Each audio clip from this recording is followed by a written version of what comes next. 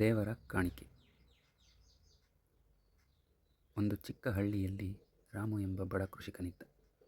ರಾಮು ತನ್ನ ಕಷ್ಟದ ಬದುಕಿನಲ್ಲೂ ಶ್ರೀ ರಾಘವೇಂದ್ರ ಸ್ವಾಮಿಗಳ ಭಕ್ತನಾಗಿದ್ದ. ಪ್ರತಿದಿನ ಬೆಳಿಗ್ಗೆ ತನ್ನ ಬೆಳೆಯಿಂದ ಒಂದಿಷ್ಟು ಹೂವು ಹಣ್ಣು ತೆಗೆದುಕೊಂಡು ದೇವಸ್ಥಾನಕ್ಕೆ ಹೋಗಿ ಪೂಜೆ ಮಾಡುತ್ತಿದ್ದ.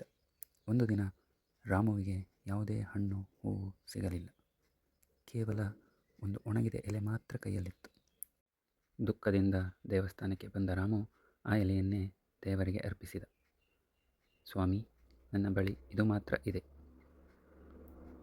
ಇದನ್ನಾದರೂ ಸ್ವೀಕರಿಸಿ ಎಂದು ಪ್ರಾರ್ಥಿಸಿದ. ಆ ರಾತ್ರಿ ರಾಮುವಿನ ಕನಸಿನಲ್ಲಿ ಶ್ರೀ ರಾಘವೇಂದ್ರ ಸ್ವಾಮಿಗಳ ದರ್ಶನವಾಯಿತು. ರಾಮು, ನೀನು ಕೊಟ್ಟ ಒಣಗಿದ ಎಲೆಯೇ ನನಗೆ ಅಮೂಲ್ಯ, ನಿನ್ನ ಶುದ್ಧ ಭಕ್ತಿಯೇ ನನಗೆ ಎಲ್ಲವೂ ಎಂದು. ಮರುದಿನ ರಾಮುವಿನ ಹೊಲದಲ್ಲಿ ಅದ್ಭುತವಾಗಿ ಬೆಳೆ ಫಲಭರಿತವಾಯಿತು. ಊರಿನವರೆಲ್ಲ ಆಶ್ಚರ್ಯಪಟ್ಟರು.